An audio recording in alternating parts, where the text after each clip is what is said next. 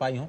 Prashant Nair Sukhoi 30 പൈലറ്റായ Prashant നായരും ഈ പട്ടികയിൽ ഉൾപ്പെട്ടിട്ടുണ്ട് എന്നതാണ് അനൌദ്യോഗികമായി പുറത്തുവരുന്ന വിവരം. മാത്രമല്ല നമുക്ക് വലിയ അഭിമാനമായി പ്രശാന്ത് നായരായിരിക്കും ഒരുപക്ഷെ ഗഗൻയാൻ യാത്രാ സംഘത്തിന്റെ കമാൻഡർ എന്ന വിവരം കൂടി അനൌദ്യോഗികമായി കഴിഞ്ഞ ദിവസം പുറത്തു വന്നിരുന്നു. യാത്രയ്ക്കായി ഇന്ത്യൻ വ്യോമസേനയിൽ നിന്ന് 4 പേരെയും 3 വർഷം മുൻപേ തന്നെ തിരഞ്ഞെടുത്തുവെങ്കിലും ആരൊക്കെയാണ് ഈ 4 പേർ എന്ന കൗതുകം ISRO നിലനിർത്തുകയായിരുന്നു. അവരുടെ പേരുവിവരങ്ങൾ പുറത്തുവിട്ടിരുന്നില്ല.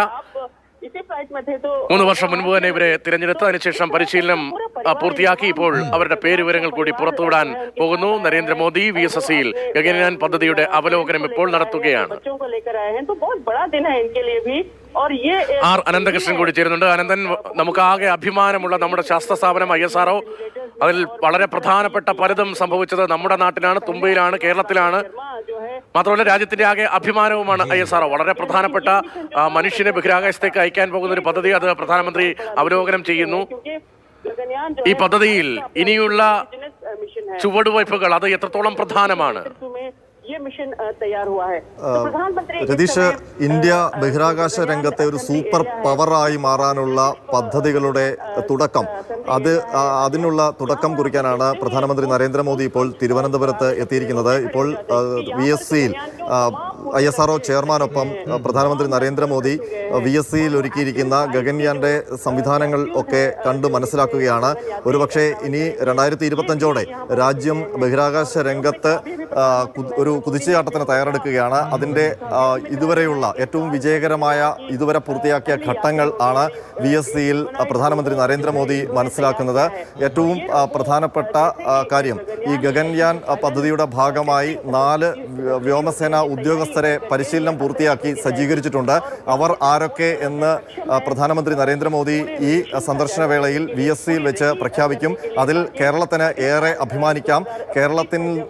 കേരളം ജന്മം നൽകിയ പ്രശാന്ത് നായർ എന്ന വ്യോമസേനയുടെ സ്ക്വാഡ്രൺ ലീഡർ റാങ്കിലുള്ള ഉദ്യോഗസ്ഥൻ ഈ പദ്ധതിയുടെ ഭാഗമാകുന്നു, ഈ ബഹിരാകാശത്തേക്ക് പോകുന്ന മലയാളിയാകുന്നു എന്നുള്ളൊരു അഭിമാന നിമിഷം കൂടി നമുക്ക് മലയാളികൾക്ക് ഈ നിമിഷം പങ്കുവയ്ക്കാൻ കഴിയും. അതിനൊപ്പം തന്നെ മറ്റ് 3 പേർ, അങ്കഡ് പ്രസാദ്, അജിത് കൃഷ്ണൻ, ചൗഹാൻ, ഈ 3 ഈ ബഹിരാകാശ സഞ്ചാരികളുടെ പേരുകൾ കൂടി പ്രധാനമന്ത്രി ഇന്ന് പ്രഖ്യാപിക്കും. അതിലുപരി ISROയുടെ വലിയ നേട്ടം, അല്ലെങ്കിൽ പുതിയ 3 കാൽവയ്പ്പുകൾ, നാഴികക്കല്ലുകൾ എന്നൊക്കെ വിശേഷിപ്പിക്കാവുന്ന 3 സംവിധാനങ്ങളുടെ കമ്മീഷനിങ് കൂടി പ്രധാനമന്ത്രി ഇന്ന് VSCയിൽ നിർവഹിക്കും.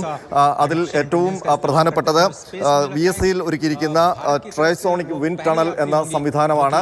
അതിനൊപ്പം തന്നെ PSLV ലോഞ്ച് ചെയ്യാനുള്ള സംവിധാനം, PSLV ലോഞ്ച് വെഹിക്കിൾ സംവിധാനം ശ്രീഹരിക്കോട്ടയിൽ സജ്ജീകരിച്ചിരിക്കുന്നു. അതിൻ്റെ ഉദ്ഘാടനവും പ്രധാനമന്ത്രി നിർവഹിക്കും. ഏറ്റവും പ്രധാനപ്പെട്ടത് തമിഴ്നാട്ടിലെ മഹേന്ദ്രഗിരിയിൽ സജ്ജീകരിച്ചിരിക്കുന്ന ക്രയോജനിക് എഞ്ചിൻ സംവിധാനത്തിന്റെ ഉദ്ഘാടനം അതുകൂടി ഈ ചടങ്ങിൽ, VSCയിൽ നടക്കുന്ന ചടങ്ങിൽ പ്രധാനമന്ത്രി നിർവഹിക്കും. അതിലൊക്കെ ഏറ്റവും പ്രധാനപ്പെട്ടത്, നമ്മളേവരും കാത്തിരിക്കുന്ന അഭിമാന മുഹൂർത്തമാണ്. 2025-ൽ നമ്മൾ ബഹിരാകാശത്തേക്ക് മനുഷ്യരുമായി പോകുന്നു. ആ 4 മനുഷ്യരിൽ ഒരാൾ മലയാളിയാണ്, മറ്റൊരാൾ കൂടി മലയാളിയാണ്, അജിത് കൃഷ്ണൻ മലയാളിയാണ് എന്നുള്ളൊരു സൂചനകൾ ഉണ്ട്. ഏതായാലും അങ്ങനെ വരികയാണെങ്കിൽ കേരളത്തിന് ഇരട്ടി മധുരമാണ്. 2019-ലാണ് ഈ ഗഗൻയാൻ പദ്ധതിയുടെ തുടക്കം കുറിച്ചത്. ആ പദ്ധതിയിലേക്ക്, അല്ലെങ്കിൽ ബഹിരാകാശത്തേക്ക് മനുഷ്യനെ കൊണ്ടുപോകുക എന്നുള്ള ഒരു സ്വപ്ന സാക്ഷാത്കാരത്തിന് ഇന്ത്യ തുടക്കം കുറിച്ചത്. അങ്ങനെ തെരഞ്ഞെടുക്കപ്പെട്ട, വ്യോമസേനയിൽ നിന്ന് തെരഞ്ഞെടുക്കപ്പെട്ട 4 പൈലറ്റുമാരെ റഷ്യയിൽ അയച്ച് പരിശീലിപ്പിച്ചു. അതിനുശേഷം വിവിധ ഘട്ടങ്ങളിലുള്ള പരിശീലനം ISRO പൂർത്തിയാക്കി. ഇതുവരെയുള്ള പരീക്ഷണ ഘട്ടങ്ങളൊക്കെ വിജയകരമായിരുന്നു. അതുകൊണ്ട് തന്നെ 2025-ൽ ബഹിരാകാശത്തേക്ക് 4 മനുഷ്യരുമായി, 4 പൈലറ്റുമാരുമായി, 4 ബഹിരാകാശ സഞ്ചാരികളുമായി പോകാൻ കഴിയും എന്നുള്ള പൂർണ്ണ പ്രതീക്ഷയിലാണ് ഇന്ത്യ ഇപ്പോഴുള്ളത്, ISRO ഇപ്പോഴുള്ളത്. ആ അഭിമാന നേട്ടത്തിൻ്റെ ഇതുവരെയുള്ള പ്രവർത്തനങ്ങൾ നരേന്ദ്രമോദി പ്രധാനമന്ത്രി നമ്മുടെ തിരുവനന്തപുരത്തെ VSCയിലെത്തി അതിൻ്റെ കാര്യങ്ങൾ നോക്കി മനസ്സിലാക്കുകയാണ്. ആ ദൃശ്യങ്ങളാണ് കാണുന്നത്. ISRO ചെയർമാൻ ഓരോ ഘട്ടത്തിലുള്ള കാര്യങ്ങളും അദ്ദേഹത്തിന് വിശദീകരിച്ച് നൽകുകയാണ്. മുഖ്യമന്ത്രി പിണറായി വിജയനും കേന്ദ്ര സഹമന്ത്രി V മുരളീധരനും VSCയിൽ അദ്ദേഹത്തിന് ഒപ്പമുണ്ട്.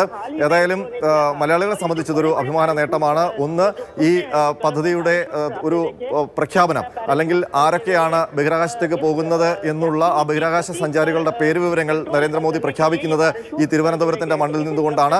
അതിനൊപ്പം തന്നെ ക്രയോജനിക് എഞ്ചിൻ അടക്കം പ്രധാനപ്പെട്ട 3 ISROയുടെ ഏറ്റവും സുപ്രധാനമായ 3 സംവിധാനങ്ങൾ, VSCയിലെ സംവിധാനം, ശ്രീഹരിക്കോട്ടയിലെ സംവിധാനം, ഒപ്പം തന്നെ തമിഴ്നാട്ടിലെ മഹേന്ദ്രഗിരിയിലെ സംവിധാനം, ഈ 3 സംവിധാനങ്ങളുടെയും ഉദ്ഘാടനവും ഈ തിരുവനന്തപുരത്തിന്റെ മണ്ണിൽ നിന്നുകൊണ്ടാണ് പ്രധാനമന്ത്രി നിർവഹിക്കുന്നത്. ആ നിമിഷങ്ങളിലൂടെയാണ് ഇപ്പോൾ തിരുവനന്തപുരം വിക്രം സാരാഭായ് സ്പേസ് സെന്റർ കടന്നു പോകുന്നത്. രതീഷ്.